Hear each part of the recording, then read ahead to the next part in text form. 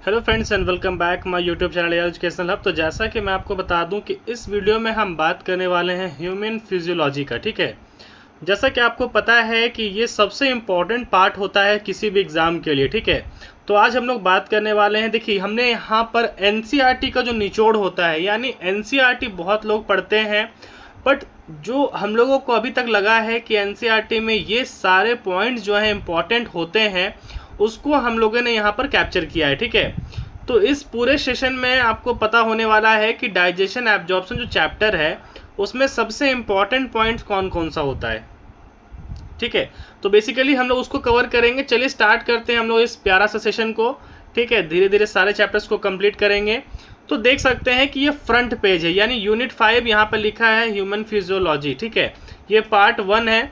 आप देख सकते हैं ये यहाँ पर इम्पॉर्टेंट है। All living phenomena are emergent properties due to interaction among component of the system under study. तो ये एक इम्पॉर्टेंट लाइन हो सकता है आप लोगों के लिए, तो ये बिल्कुल मेंशन कर लीजिए आप और बुक में बिल्कुल टिक कर लीजिए। ठीक है, regulatory network of molecules, supra molecular assemblies, cell tissue organism and indeed population and communities each create emergent properties. तो ये देख लीजिए, ये इंपॉर्टेंट है। ठीक है, ये भी इंपॉर्टेंट है, तो इसको भी आप लोग नोट डाउन कर लीजिए। ठीक है, चलिए आगे बढ़ते हैं। ये देख सकते हैं यहाँ पर जो भी साइंटिस्ट है उनका नाम दिया हुआ है, तो इसको भी पढ़ लीजिएगा। Structure located basilar membrane of कोल्की containing hair cell to convert sound variation into nerve impulse the organ of Corti. तो ये देखिए, ये थोड़ा सा पढ़ लीजिएगा आप लोग। ठीक है, ये भी एक इम्पॉर्टेंट पार्ट है इसका, तो इसको भी पढ़ना बेहद ज़रूरी है। चलिए आगे बढ़ते हैं।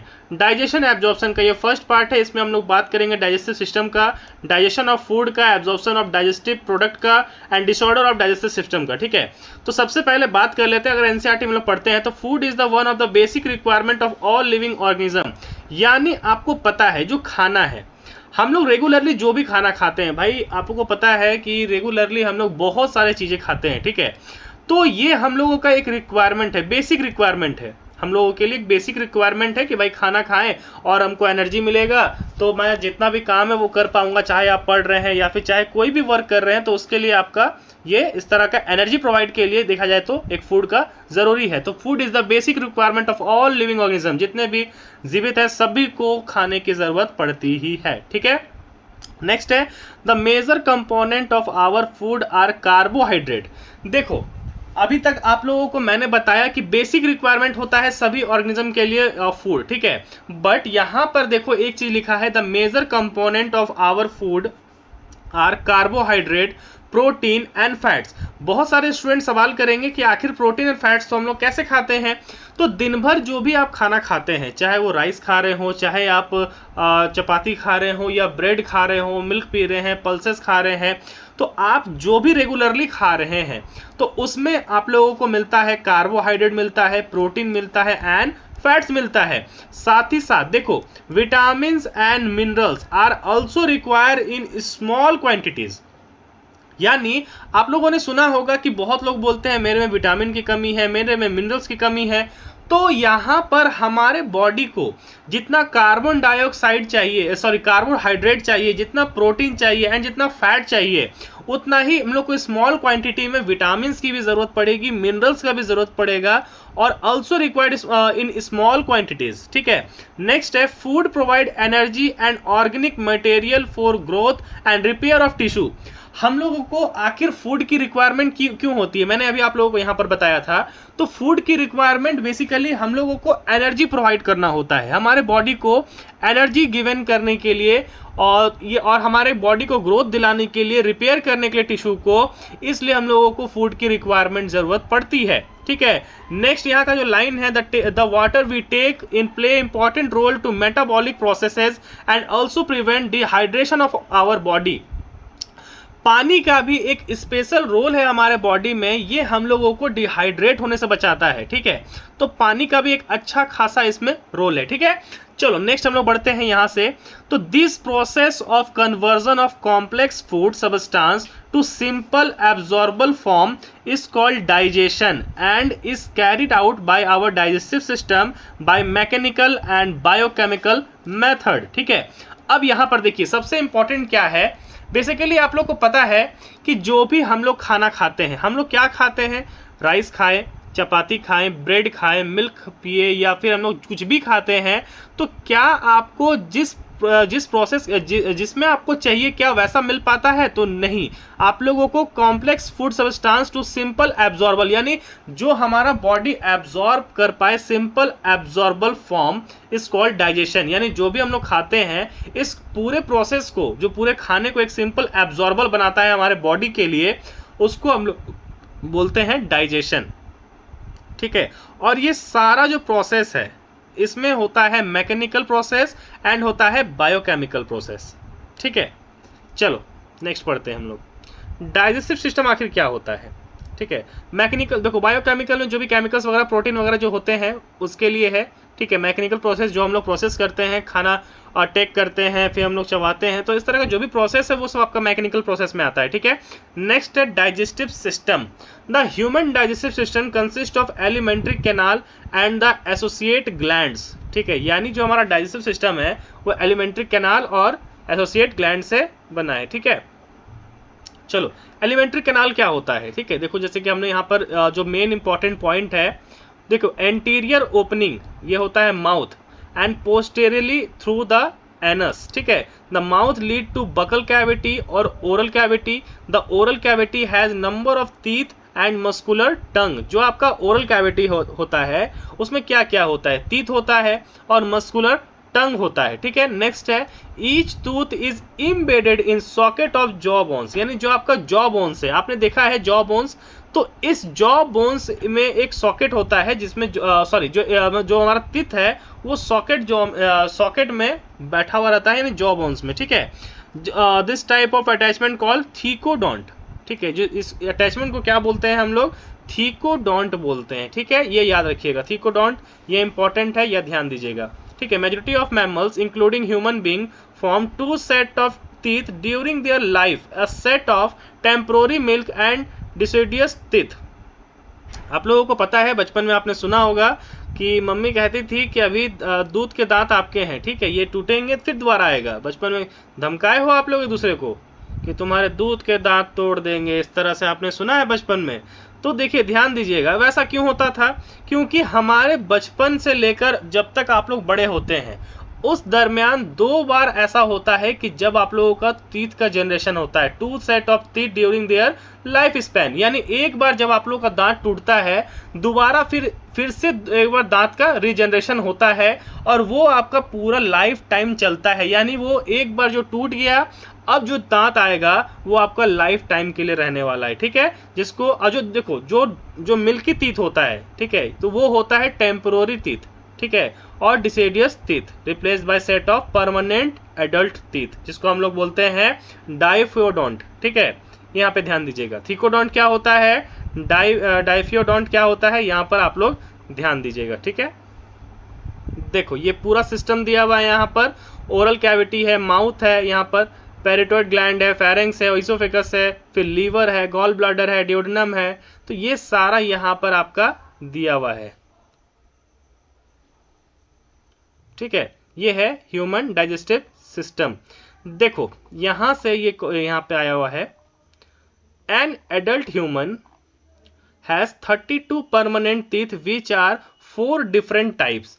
देखो जनरली जो ह्यूमंस होते हैं उसमें 32 दांत होते हैं। आपने सुना है जैसे जैसे आप एडल्ट होते जाएंगे यानी बड़े होते जाएंगे तो आपके पास क्या होगा, आपके पास क्या होगा, धीरे धीरे टीथ का जनरेशन होगा। पहले आप देखते होंगे जो छोटे बच्चे होते हैं उनके छोटे छोटे दांत होते हैं, फिर धीरे धीरे बढ़ते बढ़ते बढ़ते बढ़ते उनके पूरे 32 दांत आते हैं। ठीक है, एडल्ट होते होते एडल्ट एज में उनके 32 परमानेंट टीथ आते हैं जो 4 डिफरेंट टाइप्स में बटे होते हैं। हेट्रोडोंट, ठीक है, हेट्रोडोंट होते हैं, हेट्रोडोंट डेंटिशन, नेमली इनको बोलते हैं इंसीरियर, कैनाइन, प्रीमोलर एंड मोलर। ठीक है, और arrangement of teeth is each half of the upper and lower jaw in order ICPM, यानी इंसीरियर, कैनाइन, प्रीमोलर एंड मोलर। ठीक है, is represent by dental formula in human 2123 2123। ये यहाँ इंपॉर्टेंट है, ठीक है, ये आप लोग ध्यान दीजिएगा। डेंटल फॉर्मूला क्या होता है, 2123/2123, ठीक है। The hard chewing surface of teeth made of enamel, आप लोग को पता है ये, आई थिंक टर्म आप लोग को पता होगा कि जो हमारे बॉडी का सबसे मजबूत पार्ट कौन सा है, तो हमारा टीथ है, जो मेड होता है इनेमल से। इनेमल सबसे स्ट्रॉन्गेस्ट पार्ट है, ठीक है। ठीक है, ये है help in the mastication of food. ये क्या हेल्प करता है, मेस्टिकेशन ऑफ फूड। मेस्टिकेशन मतलब क्या होता है कि जब हम लोग खाना खाते हैं तो हम लोग कुछ भी खाते हैं, ठीक है। तो जब हम लोग जब चबाते हैं कोई चीज को तो उसको बोलते हैं मेस्टिकेशन ऑफ फूड, ठीक है। The tongue is freely movable muscular organ attach to floor of oral cavity by the frenulum, ठीक है। ये ध्यान दीजिएगा, ये भी इंपॉर्टेंट है, ठीक है, ये भी आ सकता है, ठीक है। नेक्स्ट है आपका papillae, some of which be a taste bud, ठीक है। आपने देखा होगा जो जीभ होता है, ठीक है, आपने देखा है ये चीज, तो ध्यान दीजिएगा। जो जीभ होता है, ठीक है, यहाँ बनाते हैं, तो जो जीभ होता है उसमें देखा होगा आपने, छोटा छोटा छोटा छोटा ऐसे करके रहता है, आपने कभी महसूस किया होगा। इसको क्या बोलते हैं, इसको बोलते हैं पेपिलिया। क्या बोलते हैं, पेपिलिया बोलते हैं इसको, ठीक है। टेस्ट, जिसमें टेस्ट बर्ड होता है, आपको पता है ना टेस्ट बर्ड कैसे कैसे होते हैं, ऐसे होते हैं टेस्ट बर्ड, ठीक है। कहीं पे स्वेट सॉरी कहीं पे सोर टेस्ट आता है, कहीं पे सॉल्टी टेस्ट आता है, ठीक है, इस तरह से होता है, ठीक है। तो देखिए हम लोग अगर आगे बढ़ते हैं तो यहाँ पर लिखा है the oral cavity lead into short pharynx, ठीक है। यानी जो ओरल कैविटी होता है वो लीड करता है शॉर्ट फेरिंग्स को, ये ध्यान दीजिएगा। Which serves as a common passage of food and air, ठीक है। The oesophagus and trachea wind pipe open into pharynx, देखिए यहाँ पर लिखा है द ओइसोफेकस एंड ट्रैकिया, जिसको विंड पाइप कहते हैं, ठीक है, ओपन इनटू फेरिंग्स, ठीक है। A cartilaginous flap called epiglottis prevent the entry of food into glottis, ठीक है। देखो यहां पर क्या होता है जनरली कि एक इस तरह का होता है, ठीक है, और एक इस तरह का, ध्यान दीजिएगा, ठीक है। और इसके ऊपर एक जो लेयर रहता है, लेयर बना देते हैं इसका, यानी इसका ओपनिंग, इसका ओपनिंग, और ये कुछ इस तरह का फ्लैप टाइप का रहता है, फ्लैप टाइप का, ठीक है, ये फ्लैप टाइप का रहता है, ठीक है। तो देखो इसमें क्या है, इसको हम लोग बोलते हैं एपिग्लॉटिस, हम लोग इसी को बोलते हैं एपिग्लॉटिस, ठीक है। और इसको बोलते हैं गलेट, इसको बोलते हैं ओइसोफेकस, इसको बोलते हैं ट्रैकिया, ठीक है, इसको बोलते हैं ट्रैकिया, ठीक है, इसको बोलते हैं ट्रैकिया। एक सेकेंड,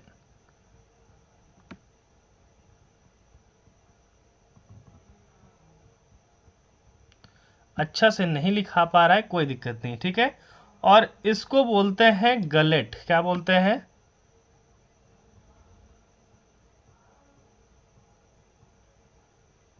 गलेट बोलते हैं, ठीक है, इसको बोलते हैं गलेट, ठीक है। तो ये चीज ध्यान दीजिएगा, ठीक है। यानी यानी एक ट्रैकिया एक ओइसोफेकस, ठीक है, एक ट्रैकिया और एक ओइसोफेकस होता है। ओइसोफेकस उसका ओपनिंग को कहते हैं हम लोग गलेट, गलेट बोलते हैं, ठीक है। और जो ट्रैकिया का ओपनिंग होता है उसको हम लोग बोलते हैं ग्लोटिस। और जो ग्लोटिस का जो ग्लोटिस को कवर करता है, जैसे कि मैंने अभी बताया आप लोगों को, ये जो ग्लोटिस को कवर कर रहा है इसको हम लोग बोलते हैं एपिग्लोटिस, ठीक है। ड्यूरिंग जब हम लोग खाना खाते हैं जनरली, ठीक है, तो क्या होता है कि जो फूड होता है, कभी कभी आप देखते होंगे कि फूड पाइप में कभी कभी सॉरी एयर पाइप में कभी कभी फूड आ जाता है, तो हम लोग क्या होते हैं उस टाइम बहुत ज़्यादा फिर स्नीजिंग करने लगते हैं, ठीक है। तो ये चीज़ ध्यान दीजिएगा, ये भी इंपॉर्टेंट है।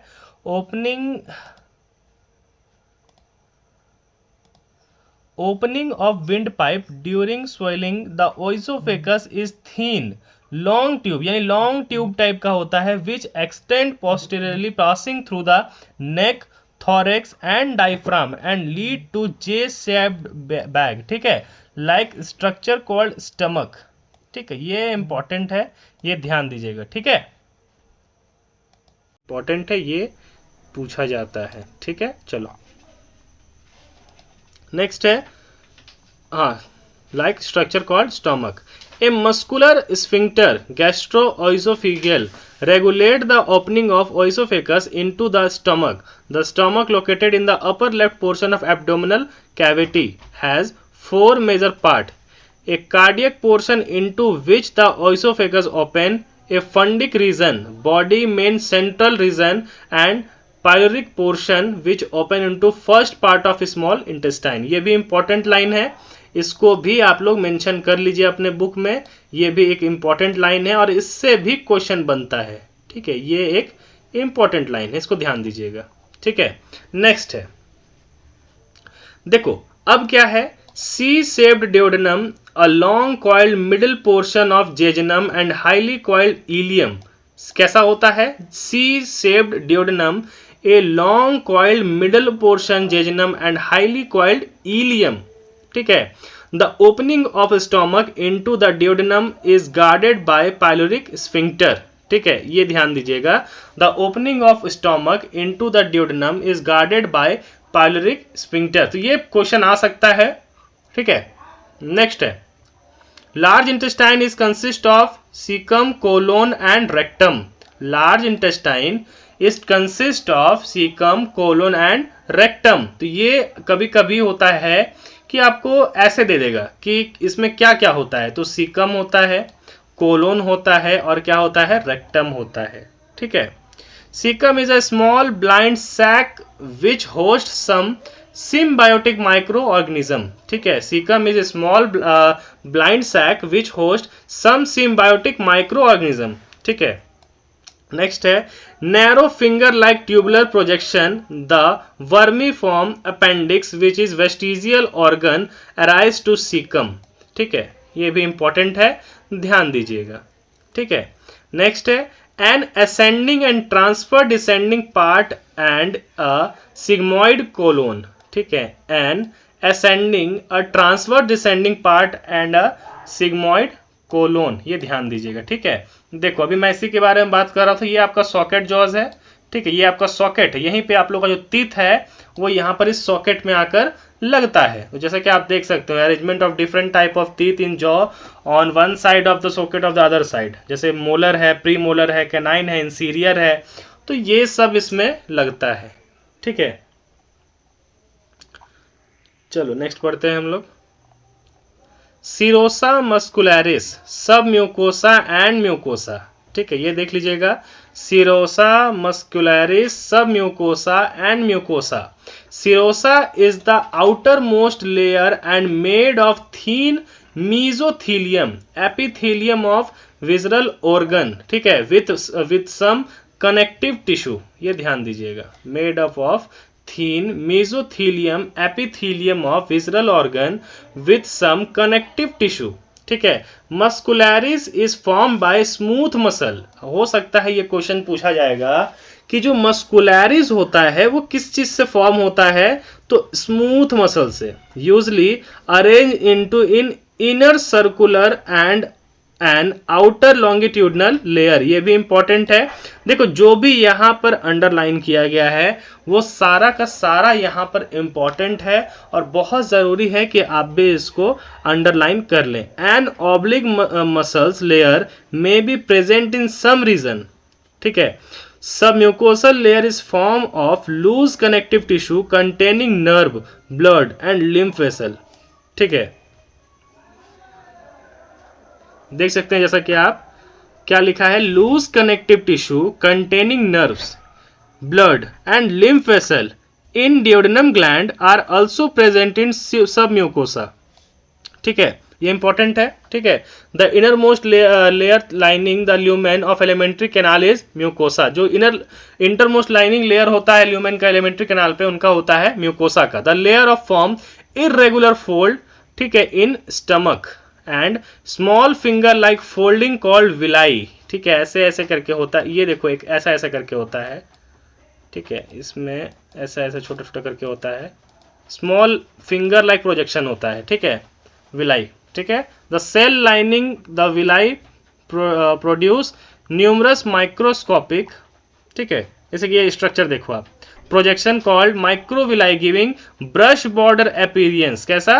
ब्रश बॉर्डर, ठीक है, ब्रश बॉर्डर अपीयरेंस, ठीक है। जैसे कि आप देख सकते हो ये एक सिरोसा का लेयर है। देखो ये सबसे इंपॉर्टेंट इसका फिगर है, समझ सकते हो, सबसे इंपॉर्टेंट फिगर है। क्यों? क्योंकि इसमें देखो इस तरह का आपको लेबलिंग दे देगा। बताओ ये कौन सा पार्ट है, बताओ ये कौन सा पार्ट है। तो आपको यहां पर ध्यान देना होगा कि कौन सा पार्ट इसमें है,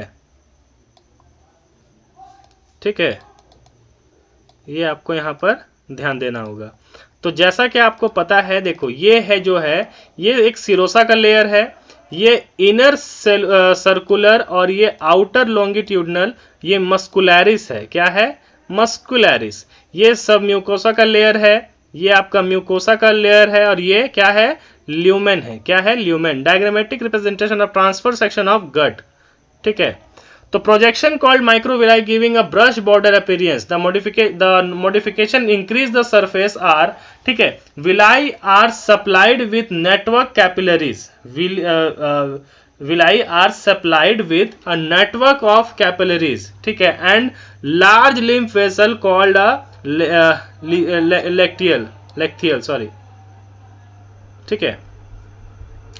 mucosal epithelium has goblet cell which secrete mucus that help in lubrication।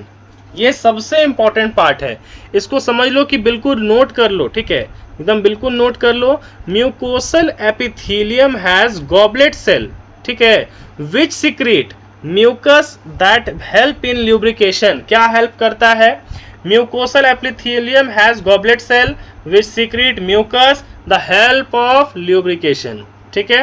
Next है mucosa also form gland in stomach, gastric gland and crypts of in between the base of villi in the intestine, ठीक है, इसको बोलते हैं crypts of liver कोन। ये देखो ये आप लोग को पूछा जा सकता है, जब भी हो सकता है क्वेश्चन अगर बनेगा तो ये आपसे पूछा जा सकता है क्रिप्स ऑफ लिवर कोन, तो कंफ्यूज नहीं होना है, देख लीजिए यहाँ से, ठीक है। All the 4 layers show modification in different part of the alimentary canal. देख लो इसमें भी आप लोगों को यहाँ पर लेवलिंग करने आना चाहिए। ये विलाई है, ठीक है, ये कैपिलरीज है, आर्टरी है, क्रिपिट्स ऑफ लिवर कोन, ये वेंस, ठीक है। नेक्स्ट है डाइजेस्टिव ग्लैंड। नेक्स्ट क्या है? डाइजेस्टिव ग्लैंड, ठीक है।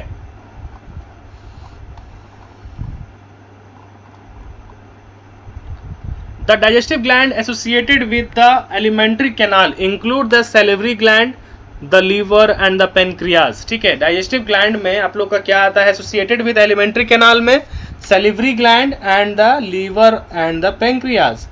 Saliva is mainly produced by 3 parts of salivary gland: the parotid cheek, the submaxillary, submandibular, lower jaws and the sublingual below the tongue, ठीक है। ये जो एक माउथ का अगर मैं बनाऊं, ठीक है, तो आप लोग को ये ध्यान में होगा,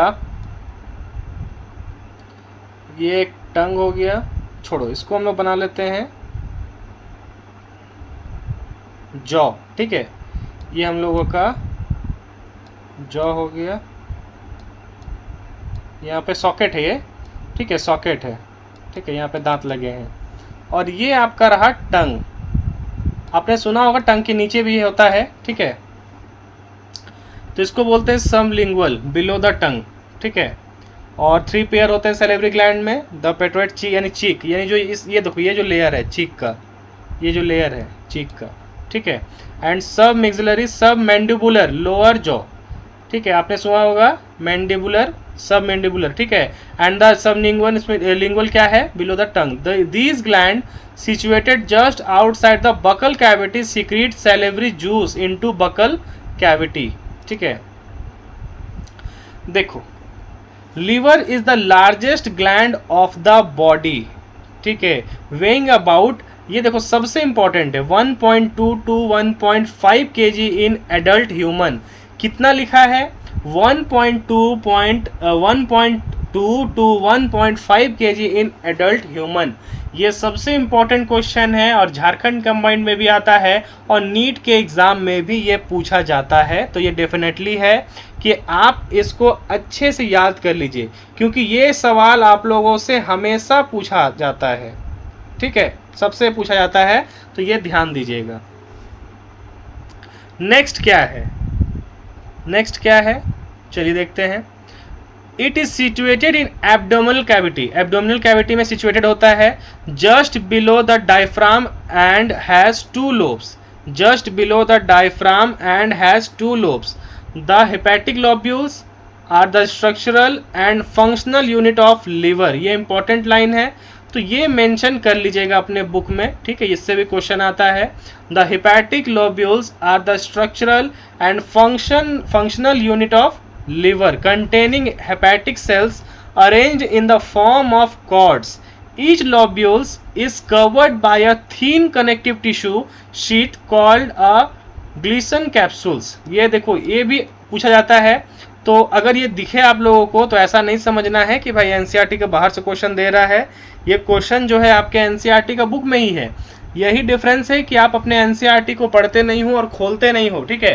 तो एनसीईआरटी को खोलो, आपको सब कुछ इसी में दिखेगा, ठीक है। तो ये इंपॉर्टेंट है, देख लीजिए।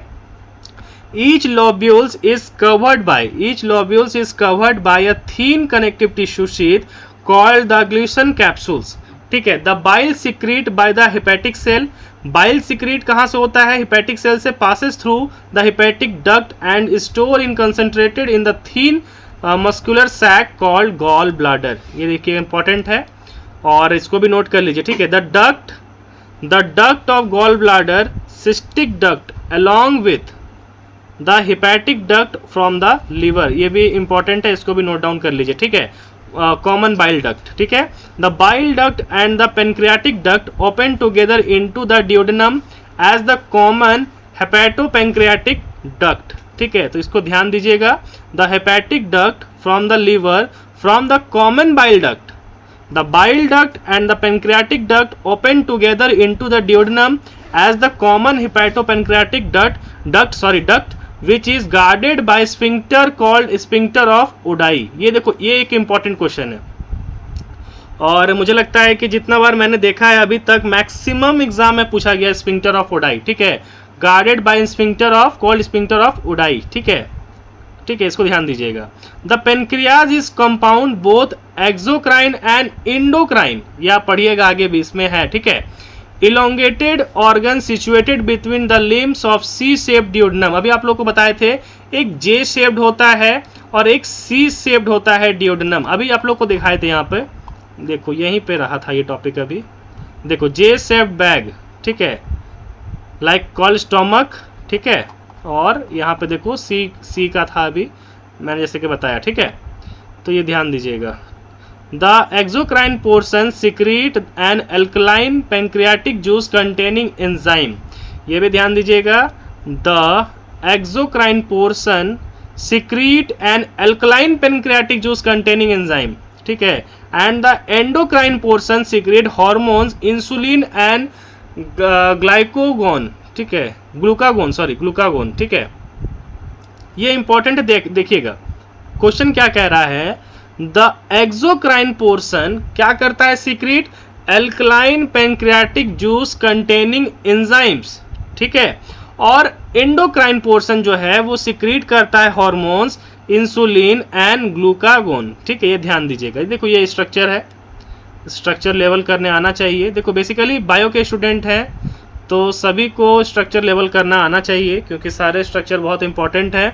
कई बार एग्ज़ाम में क्या होता है, बच्चे सोचते हैं कि भाई इसमें क्या ही है, तो वो क्या करते हैं, डायग्राम को उतना सीरियस लेते नहीं है। कई बार क्या होता है कि डायग्राम ही पूछ दिया जाता है, लेवल करो।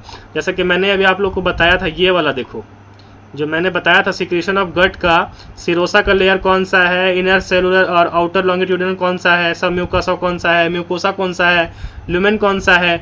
तो ये इंपॉर्टेंट है, मैक्सिमम मैंने देखा है नीट का एग्जाम में भी आता है और झारखंड कंबाइंड के भी एग्जाम में आता है और बीएससी नर्सिंग में भी लगभग सब में आता ही है ये क्वेश्चन। फिर देखो, ये जो पढ़ाया था मैंने, the secretion of the section of small intestinal mucosa showing villi, ये भी इसमें से भी आता है, ठीक है। तो ये देख लो आप। गॉल ब्लाडर, ये डक्ट ऑफ गॉल ब्लाडर, देखो यहाँ पे common bile duct, duct from liver, common hepatic duct, pancreas, देखो ये पेनक्रियाज, देखो छोटा सा दिखता है बट है भाई बहुत काम का। ये पेनक्रियाज जो है भाई पूरे बॉडी का समझ लो एक अच्छा सा स्पेशल पार्ट है, इसलिए ध्यान दीजिएगा इस पर, ठीक है। The duct system of liver, gall bladder and pancreas, the duct system of liver, gall bladder and pancreas, ठीक है। तो ये इम्पॉर्टेंट था, ठीक है। तो चलो हम लोग अब नेक्स्ट पढ़ेंगे डाइजेशन ऑफ फूड से, ठीक है। नेक्स्ट पढ़ेंगे नेक्स्ट पार्ट में डाइजेशन ऑफ फूड से, ठीक है। तो इतना जो भी हमने पढ़ा है इसको नोट डाउन कर लीजिएगा, ठीक है। जो भी है एनसीईआरटी में बिल्कुल टिक कर लीजिए। देखो एनसीईआरटी में लिखा बहुत कुछ है, पढ़ना आपको बहुत कुछ है। कुछ ऐसे स्टूडेंट होते हैं जो पूरा एक एक लाइन पढ़ते हैं, बहुत अच्छी बात है और पढ़ना भी चाहिए, बट कुछ स्टूडेंट सोचते हैं कि सर कुछ ऐसा मिल जाए, क्योंकि वो एनसीईआरटी पढ़ते हैं बट फिर भी उनको लगता है भाई सारा ही लाइन इंपॉर्टेंट है। तो इस वजह से उनके लिए एक निचोड़ है ये कि जो भी इंपॉर्टेंट लाइन है हमने यहाँ पे मेंशन कर रखा है, आप उसमें से देखिए कौन सा इंपॉर्टेंट है। और देखो जो यहाँ पर रेड लाइन से किया हुआ है ना, समझ लो बहुत ज़्यादा इंपॉर्टेंट है, ठीक है। तो इसमें देख लो आप लोग, ठीक है, बिल्कुल देख लो। और हाँ, चैनल से जो भी न्यू जुड़े हैं चैनल को सब्सक्राइब करके बेल आइकन प्रेस कर लीजिएगा, क्योंकि ऐसा ही एनसीईआरटी का टिप्स आपको रेगुलरली मिलेगा, ठीक है।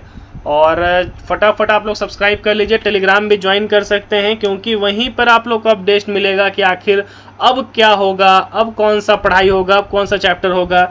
मैं कोशिश करूंगा कि धीरे धीरे एनसीईआरटी का पूरा चैप्टर आप लोगों को करवा दूं, ठीक है। देखो पूरे अच्छे से डीपली इसको जाकर पढ़ाना पॉसिबल नहीं हो पाएगा अभी, ठीक है, बट फिर भी एनसीईआरटी में जितना लिखा है और एनसीईआरटी का जितना इंपॉर्टेंट लाइन है वो मैं बिल्कुल आप लोगों से डिस्कस करूंगा।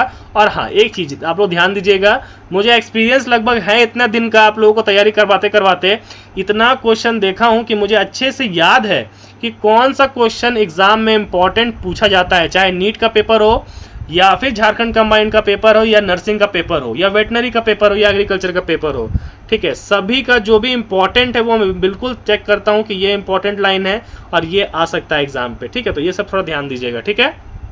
चलिए मिलते हैं आप सभी से नेक्स्ट वीडियो में, तब तक के लिए धन्यवाद।